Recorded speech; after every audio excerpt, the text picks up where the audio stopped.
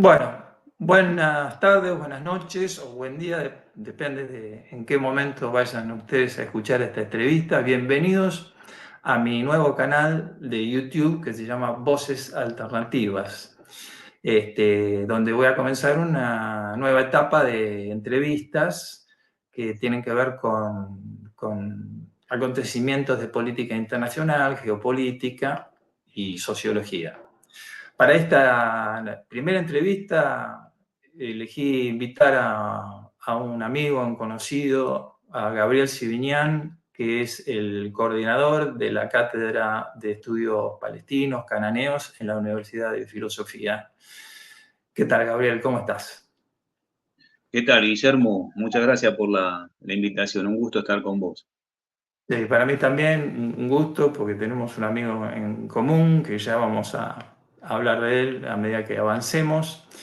Pero bueno, quería introducirlo a Javier porque bueno, quería avisarles a la audiencia que espero que sea cada vez más numerosa y que se suscriban al canal, a Voces Plural Alternativas, porque es una continuidad de Voz Alternativa, que fue un canal dedicado específicamente al problema palestino que inauguré allá por el 2007-2008, seleccionando y traduciendo videos que se hicieron virales, porque fueron los primeros videos en castellano de Norman Finkelstein, una conferencia de él, el famoso video donde manda a callar a la chica, le dice que lágrimas de cocodrilo, fui yo el culpable de eso, el primero en castellano, y el de Joe Biden diciendo, si no hace falta ser judío para ser sionista, también.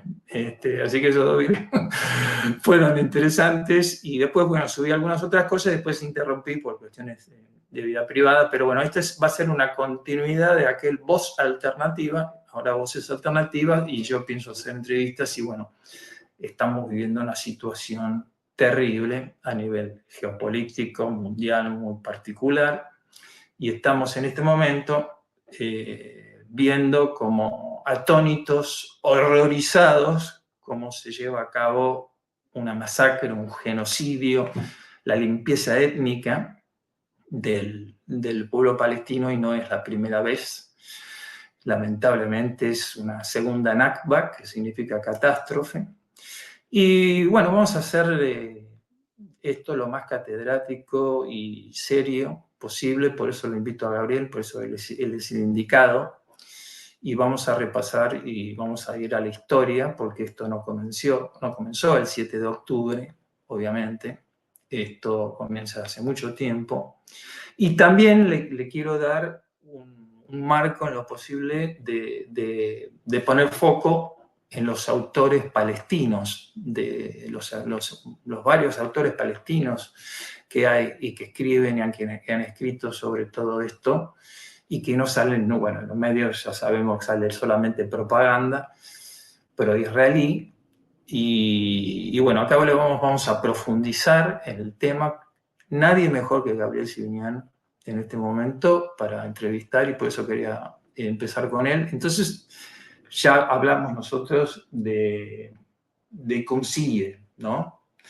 Y del palestino Concilie, autor de la Biblia y el sionismo, para el cual después, si querés, tengo un párrafo ahí separado del tercer capítulo que nos viene al pelillo para leerlo, pero bueno, te dejo a vos, Gabriel. ¿Empezó todo el 7 de octubre o mucho antes? No, no, Guillermo, bien sabemos que no es así. Eh, Mira, empiezo contándote algo que puede resultar anecdótico, pero justo en el segundo semestre del año pasado tenía que presentar un trabajo por la cuestión académica eh, que comencé a elaborar en el mes de agosto. Y era una temática vinculada a los derechos humanos. La cuestión de Palestina es básicamente, se la puede abordar de distintas aristas, pero claramente es una cuestión de derechos humanos, claramente lo es, de violación sistemática a los derechos humanos, de máxima violación a los derechos humanos, de proceso social genocida. Entonces, estuve consultando entre agosto, septiembre, inclusive los primeros días de octubre, previo al día 7, los distintos informes que en el ámbito internacional y particularmente en Naciones Unidas se habían estado elaborando a través de sus distintos órganos. manifestaciones del Consejo de Seguridad, de la Asamblea General de Naciones Unidas, del Consejo Económico y Social, del Consejo de Derechos Humanos, de los distintos órganos específicos de la Agencia de Naciones Unidas para los Refugiados Palestinos, del Comité para el Ejercicio de los Derechos Inalienables del Pueblo de Palestina. O sea, estuve viendo, revisando toda la documentación y estaba en eso cuando, bueno, se produce la irrupción del movimiento de resistencia islámico Hamas el 7 de octubre y se desencadenan todos los hechos que están en curso, lamentablemente con las trágicas secuelas y las trágicas consecuencias, y te puedo asegurar que, bueno, quien piense que esto empezó el 7 de octubre, claramente, bueno, tiene una intencionalidad eh, absolutamente perversa o ignora el proceso histórico que nos lleva hasta aquí. Toda esa documentación que uno recoge de organismos oficiales de las Naciones Unidas, por no hablar de las organizaciones de derechos humanos, organizaciones como Amnesty International, como Human Rights Watch, como la propia B'Tselem israelí, dan cuenta de que todos los derechos humanos en Palestina están siendo violentados hace décadas. Si uno toma la Declaración Universal de los Derechos Humanos, si uno toma los pactos internacionales, absolutamente todo lo articulado, los derechos civiles, políticos, los derechos económicos, sociales, culturales, el derecho a la autodeterminación del pueblo palestino, están todos siendo violentados. Luego podemos ver cuáles son los ejemplos concretos, ¿no? Que todos estos informes los detallan.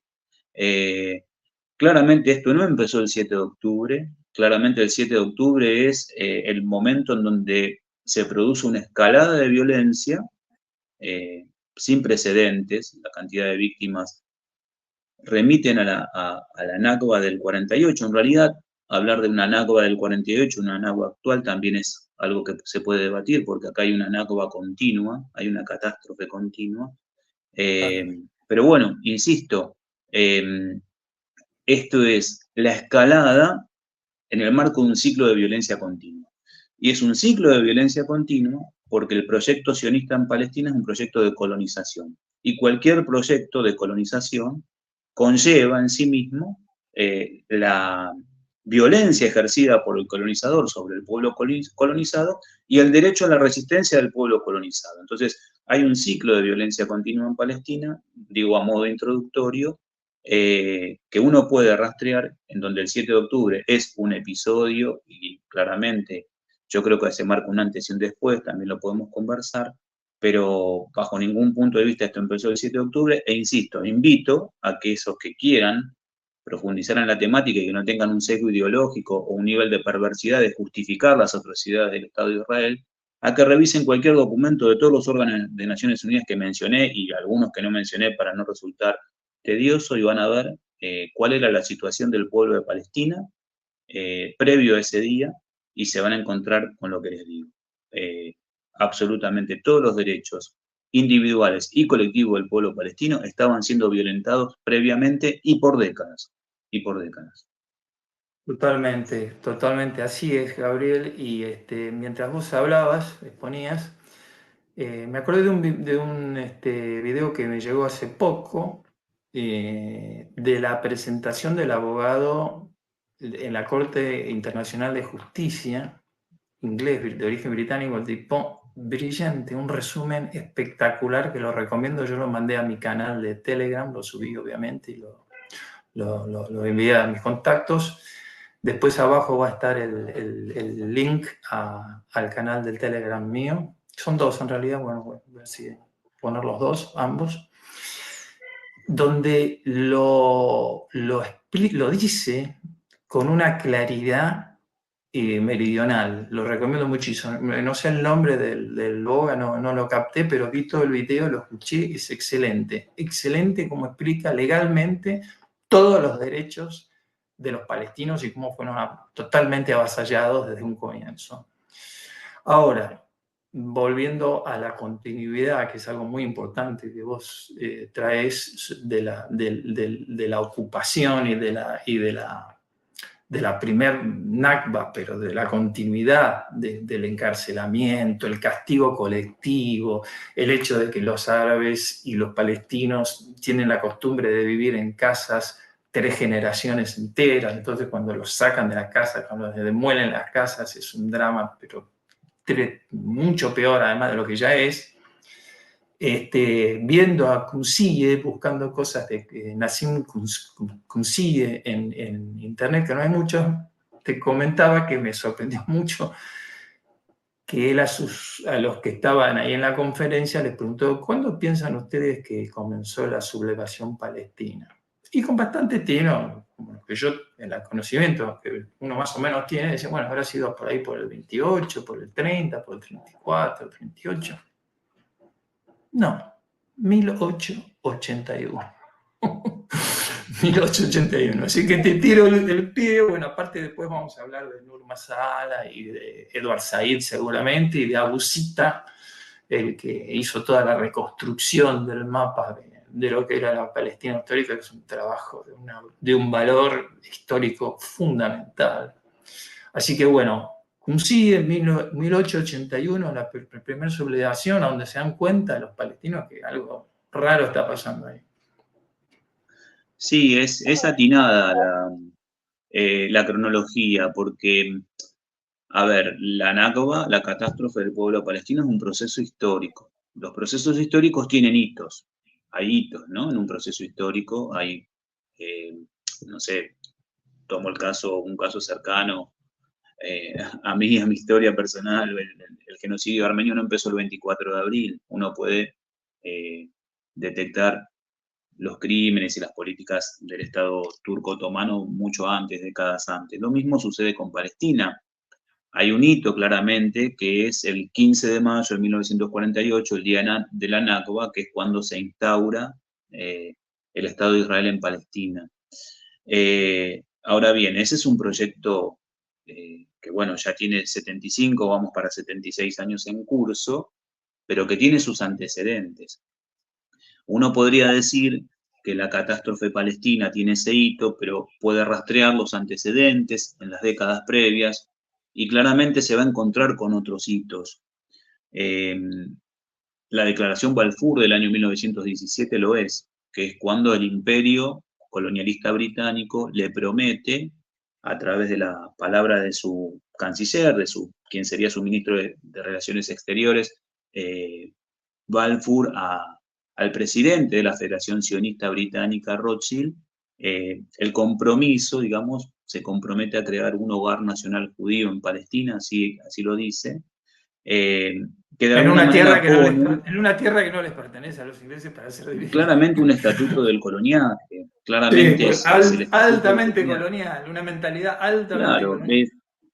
bueno, mira, el sionismo tuvo, en su narrativa tuvo distintas etapas. En un primer momento, lisa y llanamente, a cara descubierta, decía cuál era su proyecto. Luego comenzó con los eufemismos, pero lo incluye en lo que eufemísticamente se denomina la Declaración de Independencia del Estado israelí, del Estado de Israel, porque uno no se puede independizar de la potencia colonial que te permitió llevar adelante tu proyecto, pero bueno, resulta que así es presentada esa instauración del Estado de Israel en Palestina. Incluyen a la Declaración Balfour como uno de los antecedentes legales y de legitimidad para implantarse en Palestina. Y es claramente un estatuto del coloniaje. Es una potencia colonial que no tenía ningún derecho sobre la tierra palestina a comprometerse a llevar a un conjunto de comunidades que eran extranjeras a Palestina a conformar un hogar nacional, europeas, básicamente europeas. Bueno, después podemos hablar de lo que significó la cuestión judía y demás, sin ningún tipo de connivencia ni de consulta del pueblo nativo que allí habitaba. Es claramente un proyecto colonial. Entonces uno puede decir Negándolo, el disculpame, 17. directamente negándolo, ¿no? La famosa frase, una tierra sin pueblo para un pueblo sin tierra, Para ¿no? un pueblo La sin tierra, que fue negación como... del pueblo Sí, sí, palestino. la negación de la existencia de ese pueblo, que bueno, que luego era tan burda esa frase de una tierra sin pueblo para un pueblo sin tierra, porque había infinidad de documentaciones, bueno, decenas de ciudades, ferrocarriles, puertos, digamos, en la Palestina histórica. En todo caso, podemos volver sobre eso, luego eso que era tan burdo, Sí. intentó justificarse planteándose que en realidad no es que no existían habitantes en esa tierra, sino que no conformaban un pueblo con autoconciencia y un proyecto de autodeterminación nacional. Bueno, un vericueto que intentaron luego para tratar de salvar un lema que era absolutamente absurdo en términos de su correlación con la realidad, pero muy potente, porque esta idea del desierto nosotros aquí la conocemos, ¿no? Cuando se declara que una tierra es desértica, lo que resta es avanzar sobre ella, ¿no? Y ocuparla y colonizarla. Ya Y sabemos lo además, que significa. discúlpame, además la concepción de civilización y barbarie, ¿no? O sea, la cosa de Oriente que toca en orientalismo también Edward Said. Por supuesto, bueno, ya que estamos hablando de frases históricas, esta de Zangwill, Israel Zangwill, una tierra sin pueblo para un pueblo sin tierra, así el sionismo promocionaba en los estamentos políticos, económicos de fines del siglo XIX, el aval a su proyecto, ¿no? Trataba de convencer a las autoridades políticas, económicas de la época, y otra de esas frases de esa época que también, insisto, el sionismo inicialmente no escondió para nada su proyecto, fue absolutamente claro. La frase de Teodoro Herzl, seremos, si su majestad el sultán nos cediera la Palestina, que así le llama, Herzl en el libro Sí, del sí, Estado sí. Oh. judío le llama a la Palestina, Palestina o Argentina, para Había emplazar el Estado. pasaportes Palestina, ¿eh? Por supuesto, si Nico su Pérez majestad tenía el el sultán. pasaporte. Claro, bueno, de hecho el mandato británico es mandato británico sobre Palestina y el propio Herzl habla de Palestina.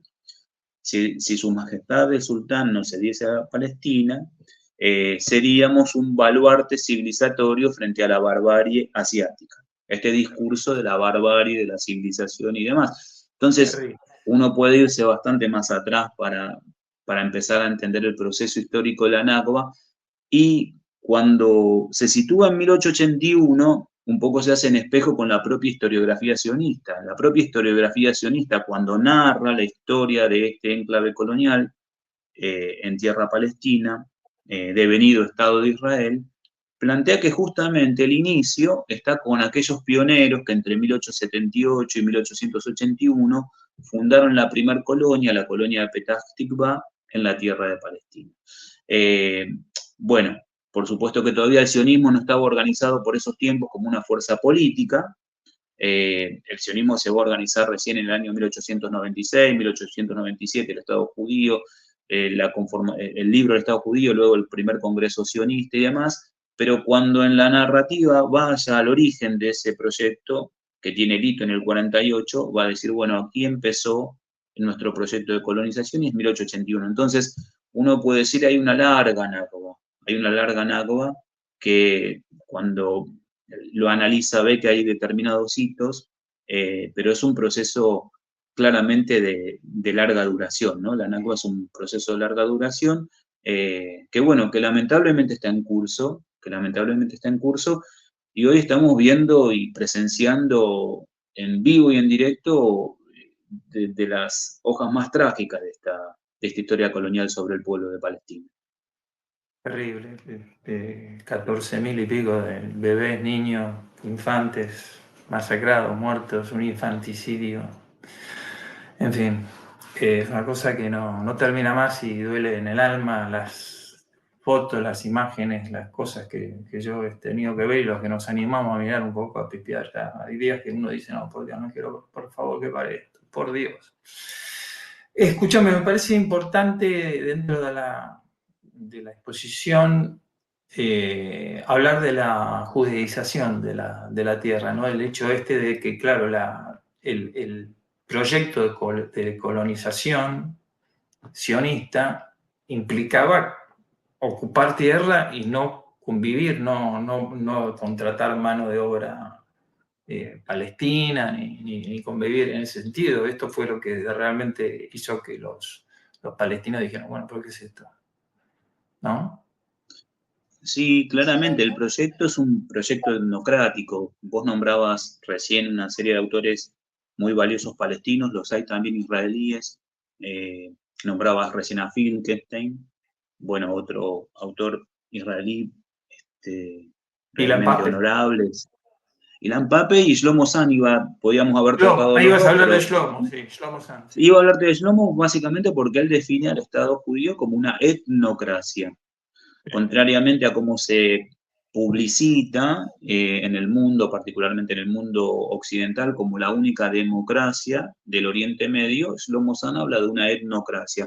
El gobierno de un grupo étnico, que básicamente en forma inicial fueron los askenazíes, los europeos judíos del este, del centro de Europa, los alemanes, que así significa alemán, que luego, bueno, incorporaron otros grupos comunitarios judíos como los sefaradíes y, bueno, los propios mizrajíes, que eran los propios eh, árabes de Los que confesión judía, pero permanecían, básicamente, los que permanecieron claro que estaban en la viviendo tierra, en el seno del mundo árabo-islámico pero que absolutamente eran integrados, un porque porcentaje muy pequeño, ¿no? Aclaremos que en el inicialmente, en la principio, Palestina histórica eran apenas el 2%. Cuando nosotros estamos claro, hablando de aquel año 1881, los mizrajíes eran árabes de confesión judía, formaban parte del miliet judío, absolutamente integrados a la comunidad mayor, ¿no? Eso también es importante.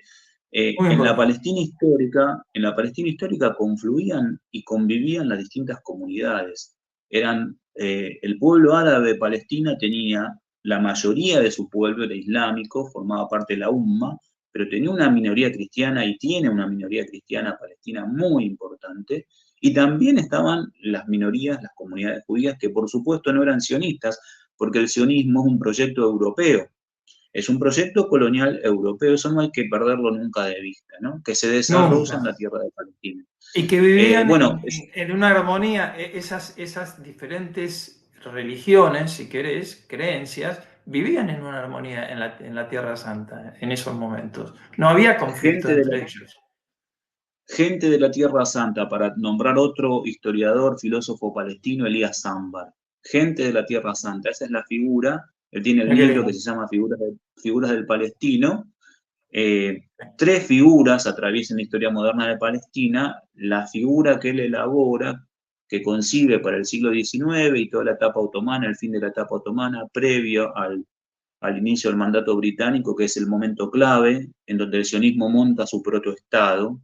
El protoestado sionista se monta fundamentalmente en esos 30 años de mandato británico, por eso esto del eufemismo que digo yo de la declaración de la independencia, la misma potencia colonial que te permite montar el protoestado, resulta que vos te independizas de quienes te llevaron ahí. Pero bueno, Sí, sí. abrimos muchos Sí, temas, no, eso es genial hay que muchas está muy bueno que lo falacias, hay muchas apuntes. falacias, Está muy bueno que lo muchas, apuntes. Y no, va a no, pero dar hay para muchas parte falacias, uno, parte 2, ¿viste?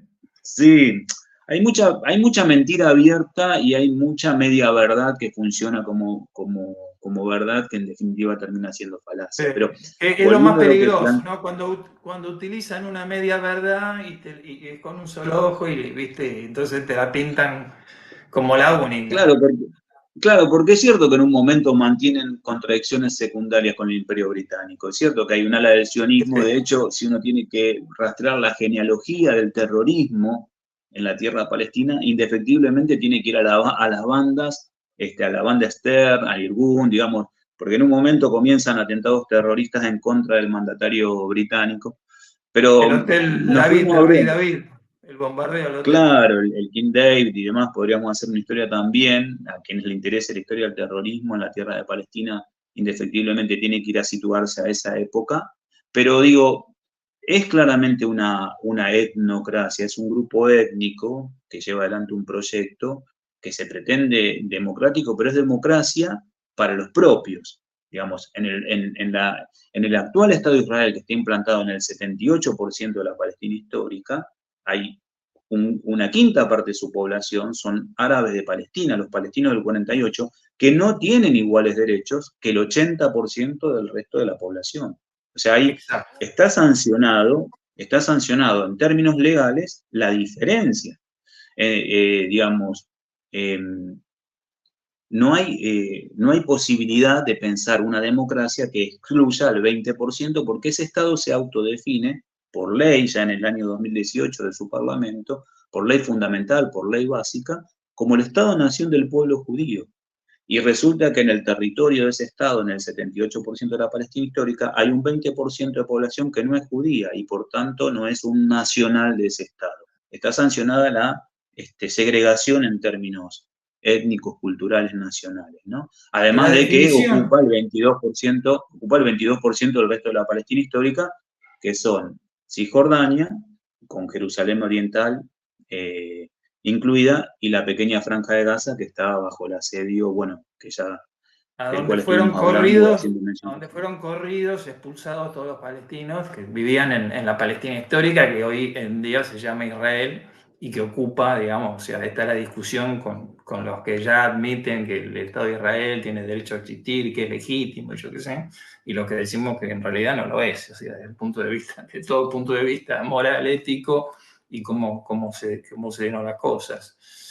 Claro, hay lo que hay que decir ahí, que cuando vos hacías referencia a eh, las generaciones que conviven en los hogares y referías a 3 generaciones que conviven en los hogares en función de cuál es la cosmovisión y la cultura de esos pueblos, son 3 generaciones también que están siendo desplazadas. Claro. Eh, en Gaza hay personas mayores que han sido desplazadas en el año 48 cuando se instauró el Estado de Israel en Palestina.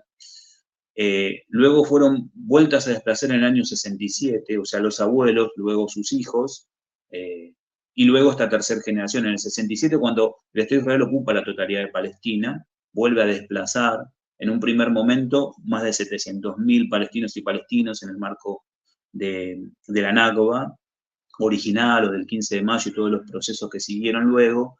En el 67, en la guerra de junio, vuelve a desplazar a más de 300.000 palestinos y ahora están nuevamente desplazados en Gaza. O sea, son 3 generaciones sucesivas de desplazados. Sí, y Y estamos Jerusalén hablando ya Este, de los además, ¿no?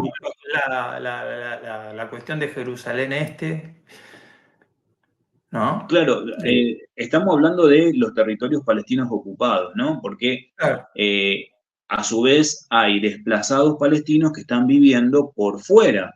En Jordania hay más de 2,5 millones de palestinos y Siria, palestinas que, claro, que han sido desplazados y son los herederos, los descendientes de los desplazados del 48. En Siria y Líbano, entre los dos países, hay también alrededor de 1 millón de desplazados. O sea, nosotros estamos hablando de un pueblo que ha sido disgregado en su propia tierra y en la tierra de los países vecinos y cuyo territorio ha sido fragmentado, ¿no? y sin derecho La a franja de, retorno, sin derecho a retorno, como sí sin lo derecho al tienen, retorno en términos apuntemos, prácticos, porque en realidad el derecho al retorno lo tienen porque hay una resolución de Naciones Unidas del año 1948, la resolución 194, del 11 de vigente. diciembre de 1948, que les permitía el derecho al retorno. Entonces, uno tiene que decir qué es la Nakba, qué es la catástrofe. Claramente es la disgregación de un pueblo.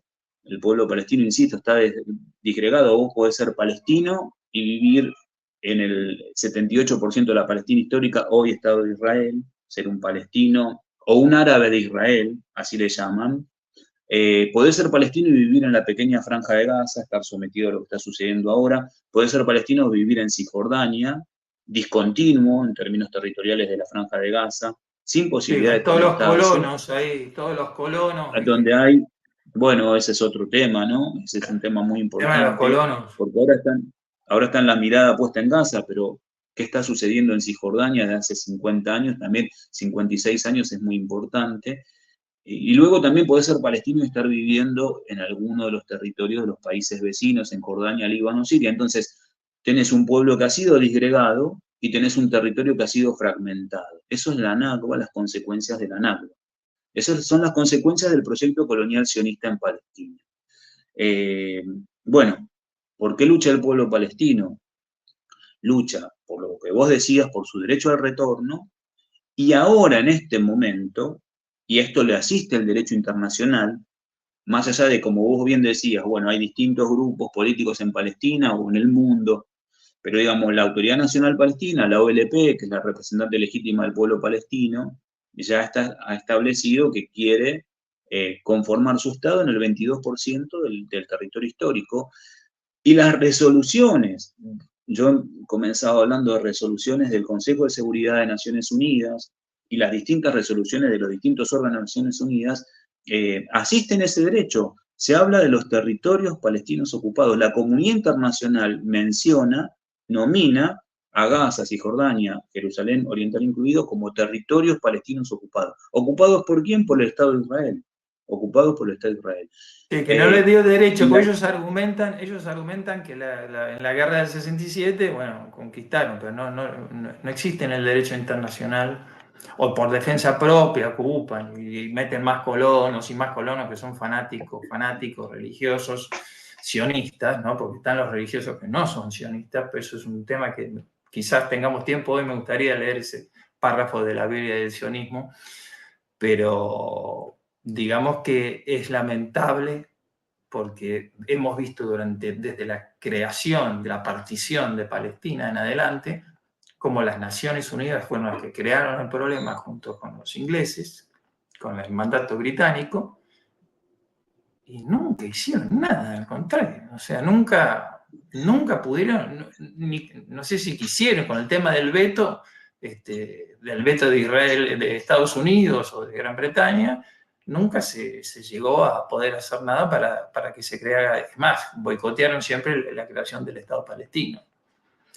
Aunque Mira, Guillermo, yo de mínima, el Estado palestino de mínima, con el 22% de la tierra histórica. O sea, los palestinos se dieron para tener un Estado. Y ese es otro tema, otra discusión, ¿no? Un Estado, la solución. yo creo que Un Estado o hay la un solución de pecado. dos Estados. Sí, es cierto, hay distintas miradas en relación a eso también. Los autores que estuvimos mencionando incluso tienen distintas miradas, pero si uno se queda dentro de lo que sería la normativa internacional, que es lo que rige a todos los estados del mundo, digamos, tomémoslo como parámetro. Bueno, hay normativas, insisto, está la resolución 242 del año 1967, es de noviembre de 1967, que luego es refrendada por otra resolución del Consejo de Seguridad, la 338 del año 73, luego de la guerra, ahí hay dos guerras, la del 67 y la del 73, y a partir de ahí el Consejo de Seguridad de Naciones Unidas plantea que esos son territorios ocupados y que la potencia ocupante debe abandonarlos, debe desplazarse. No solamente no se han ido de los territorios palestinos ocupados en el año 1967 y de las alturas del Golán Siria, que también la ocupan en el 67, Claro. sí luego negociaron con Egipto el retiro del Sinaí, pero los territorios árabes ocupados incluyen el Golán sirio y los territorios palestinos ocupados, no solamente que no se han ido en 56 años, sino lo que vos decías recién, implantaron población. En este momento hay 630.000 colonos. Claro, están en un proceso de colonización. Están en un proceso de colonización actual, o sea, hace 56 años que están violentando las resoluciones del Consejo de Seguridad, de la Asamblea General y de cuanto organismo de Naciones Unidas quiera uno citar. Y yo creo que ahí hay un pecado original, que como bien vos decías, la responsabilidad fundamental es de las Naciones Unidas, la responsabilidad principal es de las Naciones Unidas, que es cuando el Estado de Israel es incorporado en el año 1949, por resolución 273 de la Asamblea General, es aceptado como Estado miembro de las Naciones Unidas. Porque se lo acepta como Estado miembro sobre el 78% de la Palestina histórica. Y avala la conquista por medio de la guerra. Avala la conquista por medio de la guerra. Termina avalando algo que es ilegal. Porque algo que es ilegal, porque para ese momento, ya en el 49, habían dos resoluciones de Naciones Unidas, la que mencioné respecto al derecho al retorno de los refugiados, que no se había cumplido, y también la propia resolución 181, que, insisto, la propia declaración de independencia del Estado de Israel la cita como fuente de legalidad y legitimidad, que estaba siendo incumplida. Ya en 1949 estaban incumpliendo esa resolución que el sionismo y el Estado de Israel cita como fuente de su legitimidad. ¿Por qué la estaban incumpliendo? Porque si hubiesen cumplido esa resolución, que no era vinculante, pero supongamos que le otorgaba legitimidad, es cierto, bueno, debían haber emplazado su Estado sobre el 54% del territorio, que ya en sí mismo era absolutamente inequitativo que era totalmente arbitrario, porque el pueblo nativo no había avalado eso, y el pueblo nativo tenía el derecho a la autodeterminación. Bueno, nos comemos todo eso. Bueno, Sí. resulta que tenían que haber implantado el Estado o emplazado su Estado en el 54% y lo emplazaron en el 78%. Ya avala el derecho de conquista de las Naciones Unidas. Y a partir de ahí ese Estado se pone al margen del derecho internacional. Entonces, Sí, por aparte, supuesto que va a disculpa, habilitar.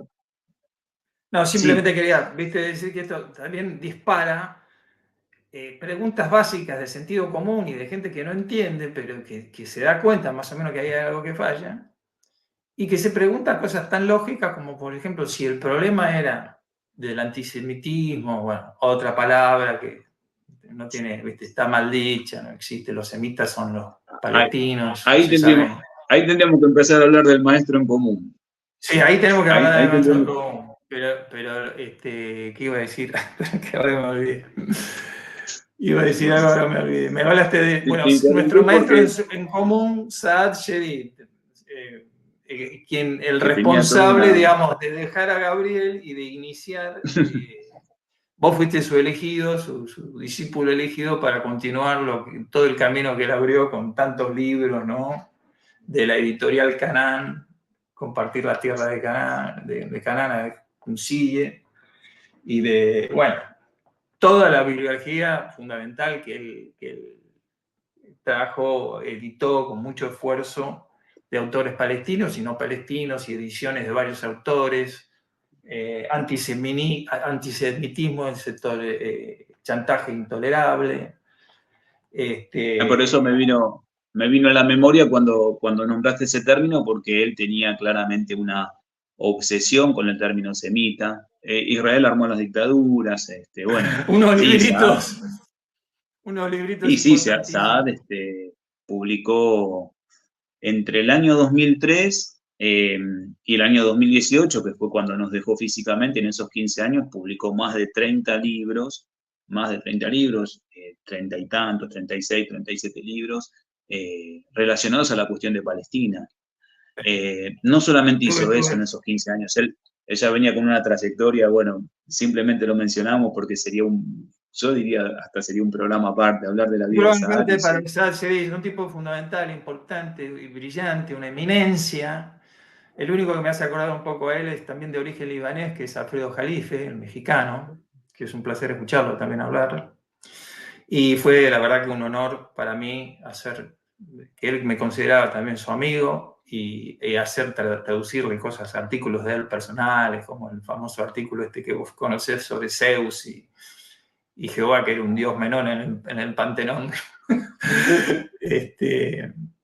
Y bueno, una anécdota muy linda que tengo con él, si me permitís darla, que bueno, yo me presentaba como un cristiano de izquierda, porque no me gusta, nunca fui de ningún partido político, y soy un cristiano seguidor de Jesús, con todas las dudas incorporadas, y como filósofo y como persona que me encanta su mensaje, que nada tiene que ver con el Antiguo Testamento, y lo tenía muy claro con eso, con el Dios iracundo, vengativo y genocida del Antiguo, del Pentateuco, fundamentalmente.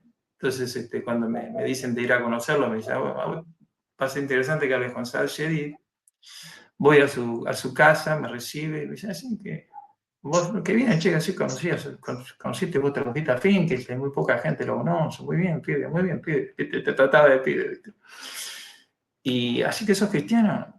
¿Y vos qué opinas de ese libro de porquería? ¿No? Dijo, la verdad es que es la Biblia, pensando que yo me iba a horrorizar. Y yo me maté de risa. Me maté de risa y le dije, no sé si tenés razón, pero vos te referís a la Torah, al Pentateuco. Y entonces ahí se enganchó más, nos enganchamos y quedó una relación fantástica y le hice varias traducciones, entre ellas también del libro de Lenny Brenner, que también tenemos que hablar de los lazos, digamos, de nacionalismo, está bien, típico de la época, pero de los lazos del racismo, digamos, de los revisionistas sionistas y el contubernio, como se dice, la colaboración del sionismo con el nazismo, ¿no? Que está en ese libro 51 documentos, son 51 documentos rescatados de los archivos históricos donde se prueba la relación que había entre el sionismo y el nazismo, para sorpresa de mucha gente que dice, no, esto es imposible. Pero Guillermo, eso es para, bueno, me quedaron algunas cosas por ahí para recordar al querido Estoy un Saad poco y todo tanto. anárquico, discúlpame, no tengo un orden, No, no, no sé digo qué porque, ordenar vos. qué sé yo, me acuerdo sí de muchas cosas cuando vos referías y la palabra antisemita y todo lo que vos planteabas de la Biblia, porque bueno, yo tuve la suerte de acompañarlo prácticamente los últimos 10 años de su vida, casi de manera cotidiana, porque trabajábamos Sí. así nosotros, ¿no? Eh, y bueno, el tema de la Biblia leída con los ojos de los cananeos, que es uno de los libros que él publica justamente para disociar lo que fue el mensaje cristiano de lo que es el Antiguo Testamento, que por otra parte no es claro, no es para nada raro que hoy en día las propias autoridades israelíes que están cometiendo el genocidio en Gaza estén citando párrafos de ese Antiguo Testamento, o sea, como un libro de exterminio, ¿no? Están planteando justamente la Biblia como un arma de destrucción masiva, bueno, el de Michael Prior, la Biblia del colonialismo, que ahí analiza justamente la matriz común entre lo que significó la conquista europea en el norte de América, en Sudáfrica, en Palestina y demás. Digo, me viene todo esto a la mente en relación a Saad. Podríamos hablar muchísimo de él, son 5 A décadas mí me trabajando con gustaría, distintos. si me das no sé en qué momento, pero me gustaría leer o uno de los versículos que sí, sí, del Deuteronomio y de Josué, donde dicen que Jehová les dijo muy convenientemente que había que masacrar a todos los vecinos, ¿viste? Cananeos incluidos, jesueos, y no dejar a nadie con vida, ya en el Antiguo Testamento. O quizás mejor, del tercer capítulo ¿te parece que lea un párrafo sobre estas dos patas del sionismo? Porque la discusión eterna, viste, porque al principio el sionismo fue un movimiento ateo, no fue un movimiento religioso, tenía el rechazo de las comunidades religiosas en Europa, y después siempre utilizó la mitología bíblica de la Torá para el proyecto en Palestina, obviamente le vino bien, pero era un movimiento fundamentalmente ateo. Pero bueno, lo explica mucho mejor Nur Masara acá. Si me permitís, Sí, ¿te sí, parece? Leemos un sí, sí, sí, parrafito sí, y la Biblia. seguimos. Mira, el tercer capítulo del libro La Biblia del sionismo de Nur Masala se titula Del laicismo al mesianismo, teología y geopolítica del neosionismo, 1967 al 2006. El impacto de la guerra del 67, subtítulo. El sionismo político nació en Europa a finales del siglo XIX, con un talante básicamente laico y con disposiciones no religiosas y a menudo antirreligiosas. Aunque la Biblia judía estaba siempre como, acá dice judía, ¿no? Tendría que decir, bueno, es lo mismo. Estaba siempre como telón de fondo. El futuro Estado judío no sería una teocracia. Mirá vos. Mirá vos. Lo decía Ahora, Herzl eso. Guillermo, claro, en el libro que citamos, el Estado judío lo dice literalmente, no iremos, no conformaremos una teocracia, ¿no? Lo dice Teodoro Herzl. espera que sigo. En el siglo XIX, el programa sionista contaba con la oposición de las dos alas del judaísmo, la ortodoxa y la reformista, que la acusaban de antirreligioso, los ortodoxos, y contrario a la universalidad del judaísmo, los reformistas. En efecto, los padres fundadores del sionismo moderno y del Estado de Israel eran casi todos ateos o religiosamente indiferentes, aunque su legitimación de la empresa sionista remitida a los relatos bíblicos fuera siempre una poderosa fuerza impulsora para ganarse el favor internacional. Pero desde su creación en 1948, el Estado israelí, obra básicamente de sionistas ateos, ha experimentado un proceso lento pero constante de clericalización y de ortodoxización. En ese camino, los líderes sionistas, laboristas y los padres fundadores del Estado, sobre todo Ben Gurión, optaron por una alianza con el sionismo religioso, cimentando así la alianza entre la espada y la Torá, entre el establishment laico del sionismo y los partidos religiosos sionistas. ¿Qué tal la actualidad que tiene esto?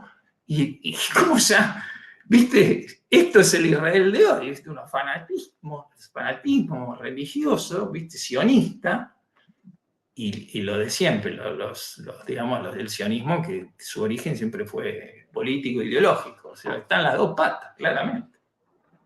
Sí, eso hay un cambio claramente a partir del año 1967, cuando conquistan, insisto, el 22% de la tierra histórica palestina, la Palestina histórica y particularmente Cisjordania y la totalidad de Jerusalén. Vos decías, no sé cuál será el público, estás empezando el programa, por ahí te venga gente que sea muy versada en la cuestión de Palestina y por ahí nos esté escuchando en algún momento. Gente que recién escucha o ve por primera vez algo relativo al tema porque se acerca, insisto, por este ciclo de violencia, esta escalada de violencia en el marco de este ciclo continuo.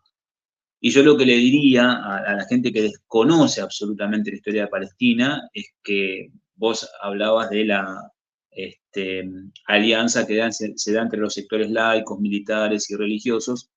Es lo mismo que la cruz y la espada, ¿no? Todo proceso colonial, uno puede remitir al proceso de colonización de nuestra América y va a ver que hay una avanzada militar de conquista que tiene como objetivo fundamental la apropiación de los recursos, de la tierra, la explotación de la fuerza de trabajo, la subsunción de los pueblos, la opresión y el colonialismo, que se intenta legitimar bajo velos religiosos, digamos. Cualquier potencia, por más poderosa que fuese, va a intentar gobernar no solamente a través de la coacción o a través de las armas, sino que lo va a tratar de hacer generando consenso, intentando legitimar el motivo de su cruzada civilizatoria, entre comillas. Y Sí, muchas veces se utiliza la religión, y claramente el sionismo utiliza la religión judía como el elemento cohesionador al interior de sus propias comunidades y sobre todo como intento de legitimación con una narrativa que pretende el retorno a la tierra de la cual han sido expulsados hace miles de años, ¿no? Y avasallando cualquier tipo de derechos de la población nativa de Palestina. Así que claramente ese párrafo de Nur Masala sobre el sionismo, la Biblia y el sionismo, y bueno, los estudios de Michael Prior y demás, dan cuenta de esa manipulación de textos sagrados que son respetables, cada comunidad tendrá sus textos, los cristianos los suyos, los judíos los suyos, los islámicos los suyos, y respetables los agnósticos, los ateos, pero en muchas ocasiones se utilizan justamente esos libros o esos textos o esas enseñanzas en el marco de proyectos actuales. Y termino con esto. En el libro del Estado judío, Herzl dice, no constituiremos una teocracia. Y la narrativa en relación al lugar donde se iba a implantar el Estado de Israel no era necesariamente Palestina, la pregunta era Palestina o Argentina. Si hubiese sido Argentina, toda este discurso religioso caía como un velo, caía absolutamente como un velo. Lo mismo si hubiese sido Uganda o si hubiese sido el Aris en la península del Sinaí o si hubiese sido cualquiera de los otros destinos que en los congresos sionistas iniciales evaluaron hasta que en el séptimo congreso sionista, lamentablemente para los palestinos y aquí otro hito, en 1905, ya fallecido Teodoro Herzl, el congreso sionista define que el Estado judío va a ser creado en Palestina, ¿no? Pasaron 7 sí. congresos y definieron eso. Pero evaluaron hasta el año 1907 distintos destinos para emplazar el Estado judío que nada tenían que ver con Es la cierto. pretendida tierra prometida y con el pueblo elegido, y no tenían absolutamente Y nada que que ver. no hubieran tenido la necesidad de la cosa religiosa. Claro, la Exacto. cuestión religiosa hubiese ido por cualquier otro carril, pero no por el intento de justificar el retorno por las La Sagradas tierra Escrituras, prometida. porque claro, era totalmente disfuncional. El sionismo, para el tiempo en el que surge, es absolutamente minoritario. Digamos, ¿cómo surge el sionismo? Surge en una coyuntura histórica específica, a fines del siglo XIX, el proceso de desmembramiento de los imperios zarista y austrohúngaro, reordenamiento de esos imperios, conformación gradual de nuevas unidades políticas, surgimiento de los nacionalismos étnicos, persecución a distintas minorías, entre las cuales la judía, y bueno, distintas alternativas para resolver, entre comillas, esa cuestión de las persecuciones, las masacres, los pogromos. Y el sionismo era una vertiente absolutamente minoritaria. Estaban aquellas corrientes dentro del judaísmo, dentro de las comunidades judías, que planteaban la integración en términos de la concepción liberal dentro de las unidades políticas mayores. Bueno, vivimos nuestra judeidad como algo privado, somos ciudadanos del Estado Nacional al cual pertenecemos y vivimos nuestra judeidad en forma La privada. Luego asimilación, está la asimilación. lo que se conoce como la asimilación. Estaban las corrientes ortodoxas que planteaban seguir viviendo en comunidades cerradas, con sus propias reglas y demás, que iban en contra del proceso histórico que hablaba de integración en comunidades nacionales. Estaban las corrientes autonomistas que pretendían dentro de los estados nacionales tener legislación especial y seguir viviendo en el marco de una integración nacional, pero con sus propias reglas, normas culturales. Y estaban las corrientes revolucionarias que decían, bueno, se terminarán las persecuciones sobre las comunidades y sobre los individuos europeos, judíos en Europa, cuando se terminen las persecuciones, las masacres, las matanzas y la explotación de cualquiera de los otros individuos que componen y clases que componen la sociedad. O sea, pensaban en una emancipación en el marco de una emancipación humanitaria mayor. Humanidad, Y de el la humanidad, sionismo, como para cualquiera. claro, las corrientes revolucionarias, el judaísmo ha dado muchísimos pensadores, intelectuales y fuerza y partidarios políticos y demás. El sionismo es una vertiente absolutamente minoritaria que le dice,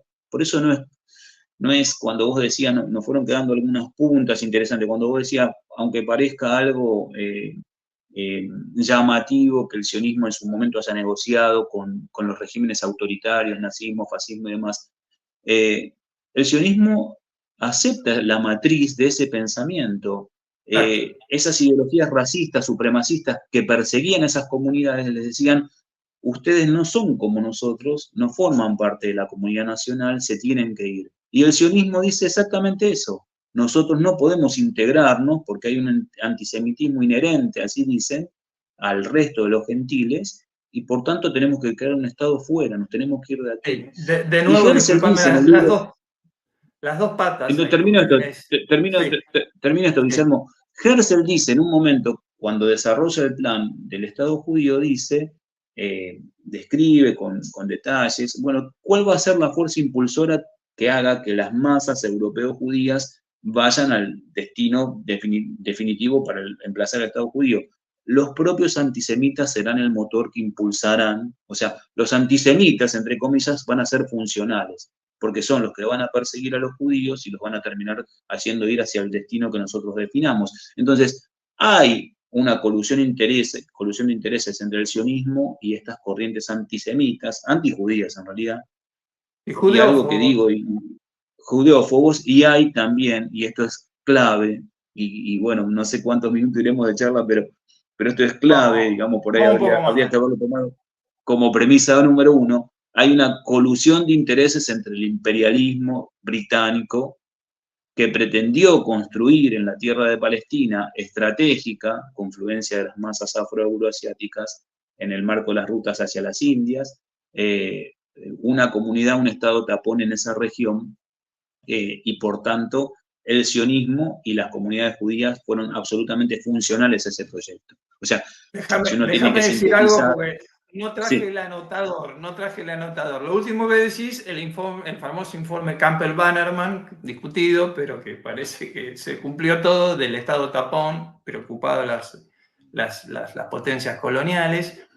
Las dos patas de nuevo de esa, el supremacismo, por el lado religioso, el pueblo elegido, por el lado de la historia, digamos, de ese momento histórico de Arthur Ruppin, un prócer de Israel, que era discípulo de Carl Friedrich Gunther, que fue el ideólogo de la supremacía de la raza aria, y que fue a la Palestina histórica a hacer un tanteo para hacer el futuro Estado de Israel.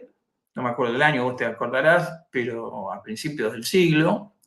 Y llegó a la conclusión de que los Mizrahi, los judíos de la pequeña porción de judíos que había allá no tenían la capacidad mental, el coeficiente, no sé, de lucidez como si los europeos, ¿no? Entonces, también quería, ya que tocaste el tema cruzadas, mira para dónde me fui, pero de acuerdo. Es cierto que han utilizado la religión y es cierto que están los cristianos evangélicos en Brasil, en Estados Unidos y todo, que están. Pero el problema es que se han tragado y quedado con el Antiguo Testamento. Ese es el cristianismo que no entendió nada de Jesús. Eso es lo que yo argumento como cristiano, ¿entendés? Un tipo que se viste con armadura se va a la guerra en nombre de Jesús, no entendió nada del mensaje de Jesús en Nazareno. Esto es una crítica que también le hago a la izquierda, porque a la izquierda se lee todo. Yo pertenecí, me identifico, me sigo identificado mucho más con la izquierda, pero lo veo desde toda la vida. Leen de todo, pero no lo leen a Jesús, que es interesantísimo leerlo a Jesús. ¿Entendés? Los 4 epístolas, ¿viste? Lo que él dijo. Entonces, el que conoce, y también Pablo y todos los evangelios del Nuevo Testamento, hasta el Apocalipsis, ¿no? Entonces, cuando uno realmente ve lo que es el mensaje de jesuciano, si querés, no cristiano, porque está desautorizado el cristianismo, ¿no? Si querés, el mensaje de Jesús, del personaje, no hay de dónde agarrar. Ni pueblo elegido, ni masacre al del lado, al vecino. Es un mensaje de compartir todo, no solamente la tierra, de compartir la mesa, de compartir la casa. O sea, el mensaje de Jesús es un mensaje de amor al prójimo. Entonces, nada tiene que ver el Antiguo Testamento, y mucho menos el Pentateuco, con el mensaje de Jesús, y por eso nos mataron los fariseos, ¿no? Ustedes son iguales que su padre, el demonio, les dijo Jesús. Los fariseos. Ni más ni menos, les dijo, entre otras cosas, ¿no? Semejantes a sepulcros blanqueados por fuera y llenos de podredumbre por dentro, asesinos, les dijo. De todo. O sea, más claro el conflicto de Jesús con la religión establecida, digamos, imposible. Entonces, seguir con el Antiguo Testamento es una contradicción. Decir que uno es seguidor de Jesús y seguir el Antiguo Testamento y hasta enarbolar la bandera de Israel, ya es un delirio. Ahí hay una cuestión, yo en el campo teológico no tengo mayores fundamentos, obviamente. Seguro, disculpa, yo quería, viste. No, digamos, pero sí voy al proceso histórico, obviamente que sí recuerdo, y lo que vos decís va en sintonía con lo que planteaba Saad cuando hablaba de Jesucito, ese pibe que andaba por ahí, y lo decía macanudo, decía. Es un pibe macanudo y demás, y lo planteaba en estos mismos términos, pero lo que uno tiene que también ver, y esto también es importante, el sionismo surgió por fuera del judaísmo. Digamos, acá hay una pretensión de establecer sinonimias entre sionismo y judaísmo, que también es burdo, ¿no? Porque en un caso es una categoría política, un proyecto ideológico político, y en otro caso, que luego deviene, digamos, la conformación de un Estado, que es el Estado de Israel, y en otro caso estamos hablando de identidades religiosas, comunitarias, si se quiere, étnicas, imposibles, como pretender establecer paralelismos entre el cristianismo como religión y alguna categoría política, cristiano y peronista y demás, como si todos los peronistas fuesen cristianos, como si todos los cristianos fuesen peronistas. Bueno, sí, claro, daría para hablarlo también, pero más allá de esa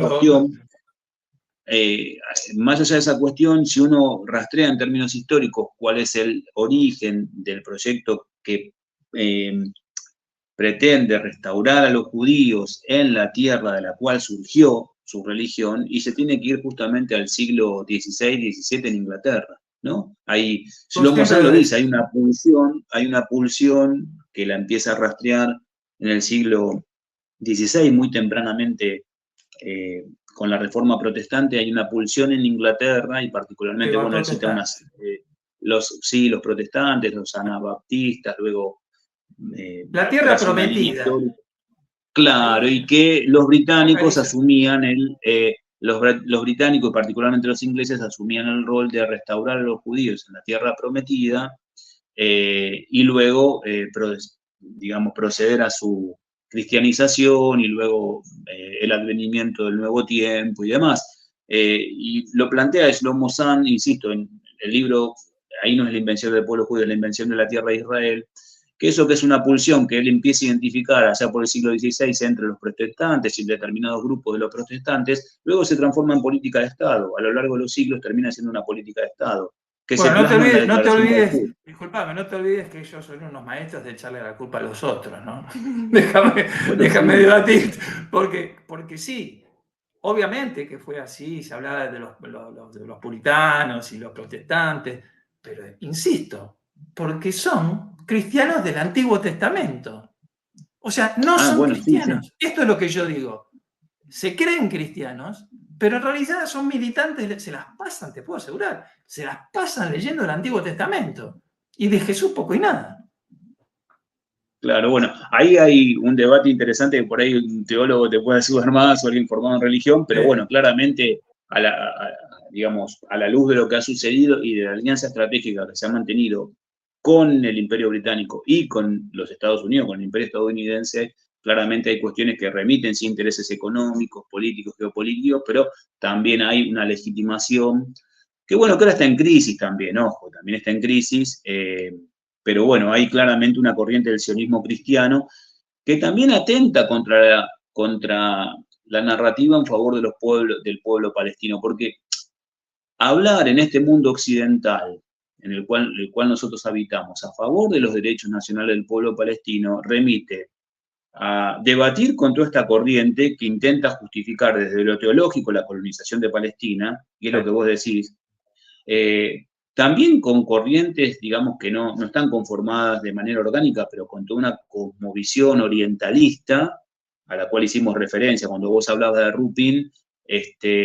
Lo que estábamos planteando ahí es claramente todo el discurso orientalista, que no es propio del sionismo, pero Edward Said dice el sionismo utiliza la cuadrícula clasificatoria orientalista, o sea, el sionismo se apropia de una cuadrícula clasificatoria que es el orientalismo, ¿no? O Marco, sea, el su marco. discurso, su discurso entra sin ningún tipo de inconvenientes en el mundo occidental, justamente porque abrevan las categorías orientalistas. El oriental siempre es el atrasado, el bárbaro, el violento, el irracional, es eterno, ya le ha brindado a la humanidad lo que le pudo haber brindado, las civilizaciones antiguas, ya no tiene nada más para brindarlo, va a ser peligroso, no puede Peligroso, hablar te iba por a sí decir. mismo.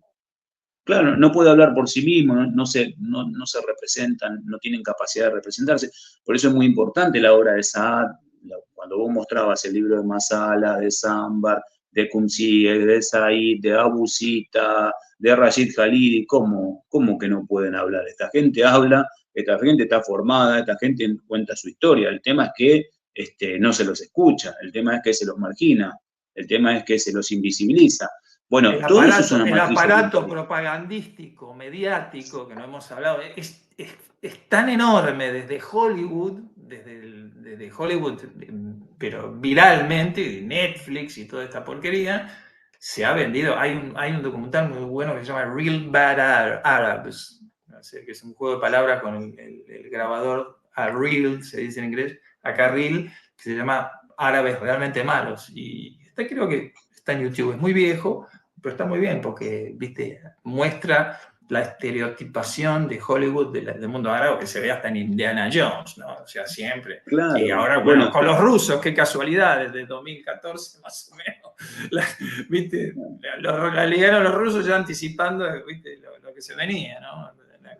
claro, por eso Eh, digo, cuando vos tomás la palabra en el discurso público para hablar en favor de Palestina, tenés toda una corriente del sionismo cristiano en principio que justifica la conquista de Palestina de la perspectiva religiosa. Tenés toda la cosmovisión orientalista, que insisto, no es una corriente orgánica, pero está distribuida y forma parte en del el consenso mayoritario subconsciente, de está que, metida en el claro, subconsciente. bueno, si es árabe, islámico, palestino, ya sabemos lo que es, no hace Es falta ni que lo terrorista. adjetivemos, ya automáticamente aparece la imagen. Mira, Saad publicó también el libro de una persona israelí judía que es excepcional, porque la verdad que hay, hemos nombrado a personas sumamente valiosas, pero no sé si alguien alcanza la estatura de Nurit Peled, Ah, palestino Nuri en los Pelé, textos sí, yo literarios le de traduje Israel. el libro al hermano, a Mico Bueno, el de Pelé. Miko Peled, el hijo del general, pero yo hablo de Nurit.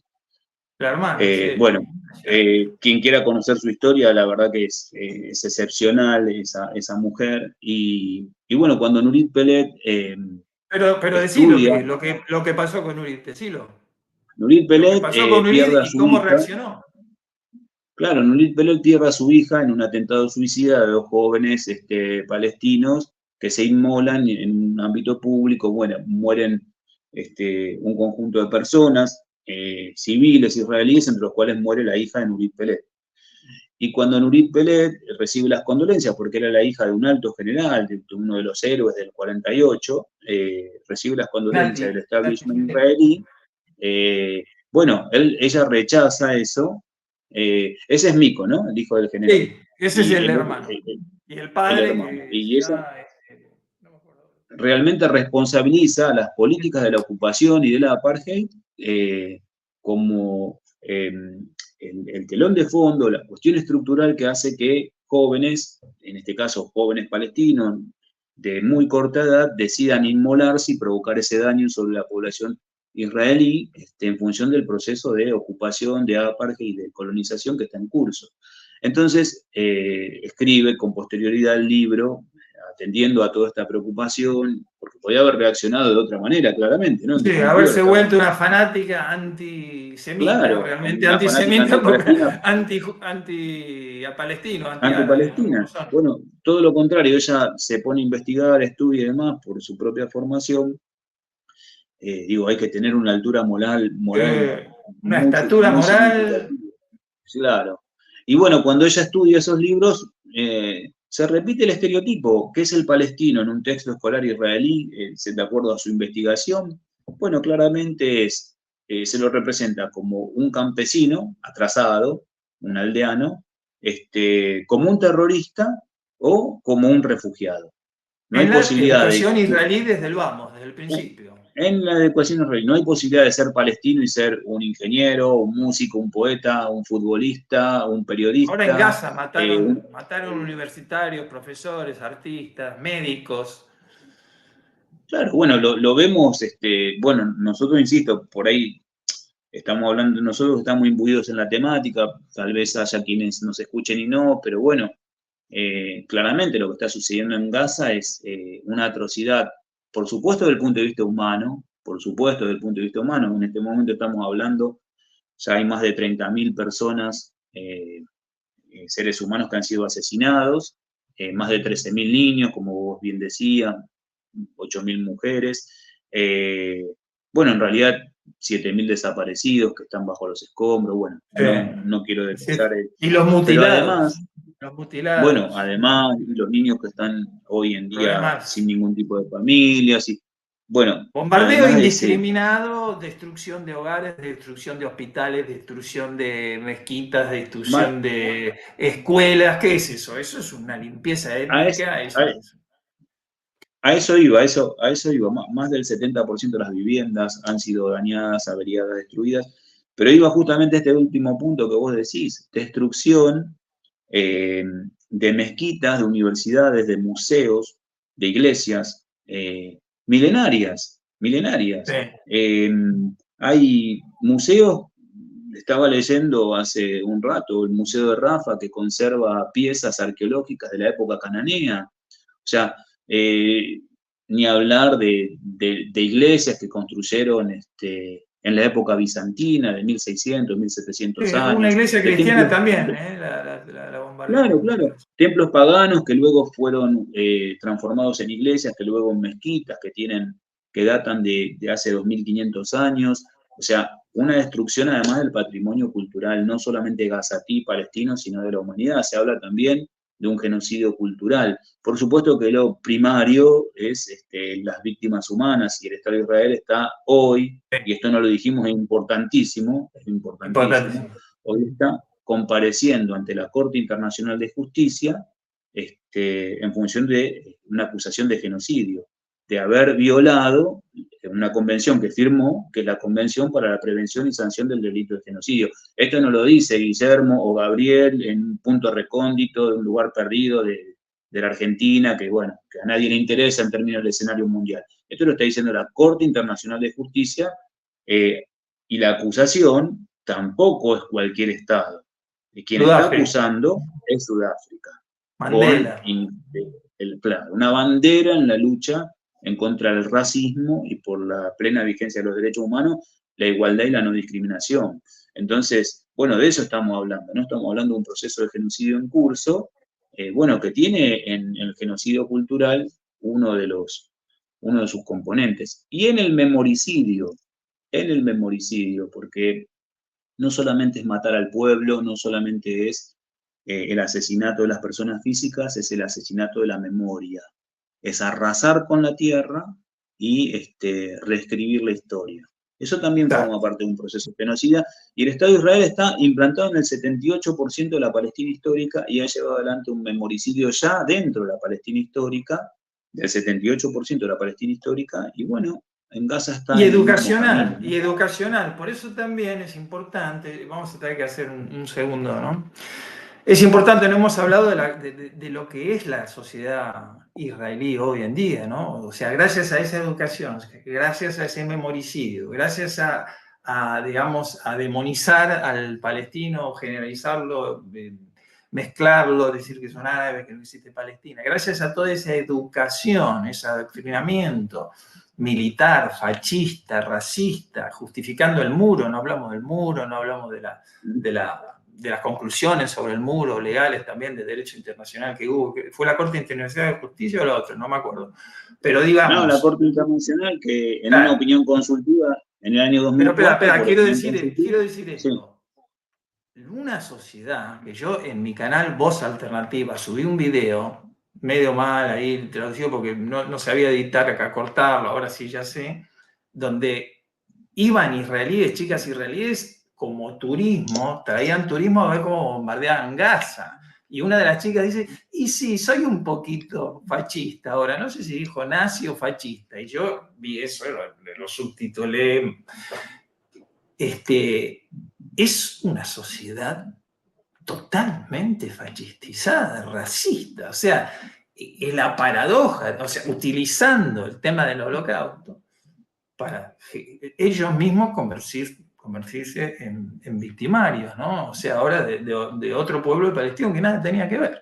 O sea, lo que me olvidé decir la otra vez era la lógica de una persona que no entiende, es decir, ¿por qué no crearon, si el problema de Poromos y de la persecución a los judíos era en Europa, ¿por qué no se creó después de la Segunda Guerra Mundial el Estado de Israel en Alemania, en Polonia? O sea, ¿qué hubiera sido? Hubiera tenido una lógica y bueno, se la tendrían que haber bancado después de la guerra. No, Palestina por sí, todo lo el que pasa es que tema. el proyecto ya estaba en curso en Palestina, ¿no? Ya Ya ellos estaba en venían curso, claro, como dijimos, con ya el estaba la proyecto colonización. desarrollándose en Palestina. Por supuesto que hubiese sido lo más justo que las comunidades del Islam, las comunidades askenazíes hubiesen tenido su propio proyecto en el lugar del cual eran originarias, en el cual estaban conviviendo, de la cual formaban parte. Pero el proyecto ya estaba desplazado, porque hay una cosa, Guillermo, que también, en general, insisto, hay cuestiones que se ven medias verdades, tergiversadas, manipuladas. Es cierto que el sionismo y el proyecto sionista es hijo del proceso de el racismo, la discriminación y la segregación que padecen esas comunidades, eh, pero también surge en un momento histórico, que es fin del siglo XIX, en donde los europeos están en proceso de despliegue colonialista. A nosotros eso nos resulta un tanto raro porque para nosotros el colonialismo en su forma tradicional terminó con nuestra guerra de la independencia Sí, en 1810, 1816, bueno, en el resto de En América América. 1824, batalla de Ayacucho y demás. Pero Asia y Europa padecieron el colonialismo en el siglo XIX y siglo XX. Y en el momento que surge el sionismo, se estaba produciendo el despliegue franco-británico, alemán, portugués, italiano, sobre el resto, sobre África, partes de Asia y demás. Y la ideología dominante, no la ideología, el horizonte en términos conceptuales era el colonialista, era supremacista, era racista, Darwiniana. claro, era darwiniana, digamos, del evolucionismo social y demás.